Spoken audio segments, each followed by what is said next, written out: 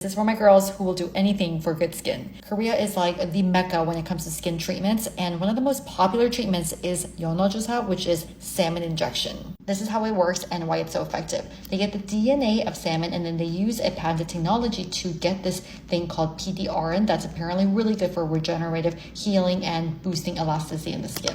I have always wanted to do it, but never did it because apparently it really hurts in Korea. The main ingredient here is PDRN, and that's supposedly much better for your skin, better than Botox, especially in the long run. And guess what? I literally found someone who imports this PDRN from Korea to New York. In Korea, they typically numb your skin and still it hurts that much. But here, they were using a smaller needle, but you're still getting that PDRN in your skin by puncturing your skin. So here she's injuring my skin. Then you infuse the salmon DNA into your skin to have it drink it up. Honestly, it didn't hurt at all. I felt like almost nothing. And this is my skin the day after. There's no filter. I don't even have that much makeup on because you're not supposed to.